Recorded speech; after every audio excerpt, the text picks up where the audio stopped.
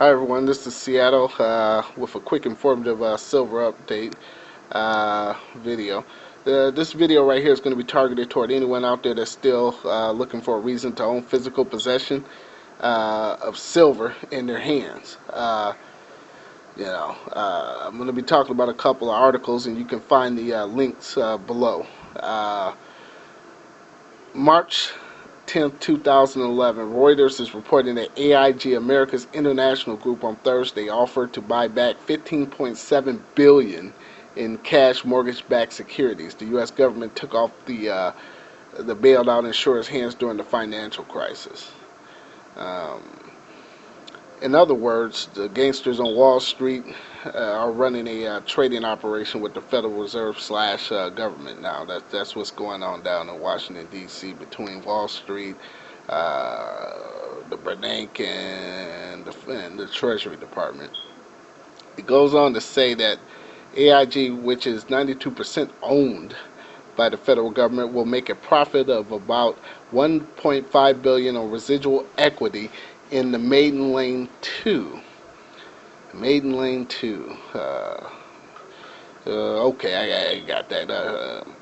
One of the Maiden Lane 2 is one of the front companies by the Federal Reserve which purchased the toxic assets in the first place.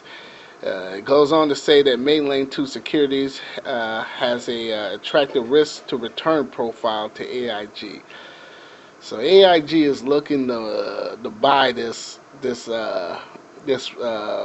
profile for 15.7 billion, and all the ones that have collapsed. To elucidate on this further, the U.S. taxpayer, swallowed the defaulters, and the people underwater trapped and enslaved in this debacle will be repurchased by AIG. Also, back on December 9th, I read this article in the Wall Street Journal, 2010. The Wall Street Journal reported on U.S. AIG's exit plan for the Treasury Department. It goes on to say that the Treasury is looking to unload 15 billion of its shares in AIG during the first quarter of 2011. Now these two stories tie into each other. AIG is buying 15 billion and selling another 5 billion in shares on the side.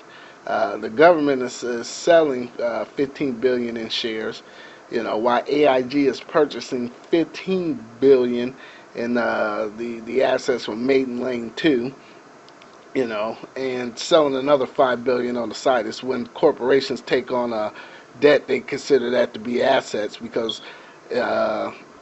that they just create assets out of debt, out of future payments. The obvious question, is to whom that they're going to sell these 5 billion shares to. I would argue that the same people are holding the liquidity put into the markets by no other than Chairman Ben Bernanke. So you got housing sold in the market for 5 billion with interest over 30 years that totals 15 billion.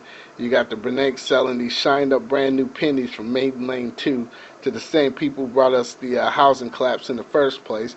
You got high employment, inflation starting to get rampant even here in the U.S. Gas prices going through the roof, and runaway spending. The government's at breakaway speed. Any slowing from warp factor 9 to warp factor 8 ain't gonna make much of a difference with the new Republicans in office. And this is all leading to calls for a removal of the dollar. Looks like we're having a penny collapse. That's just $15 billion, but it's 15 billion more different ways for this to go bad.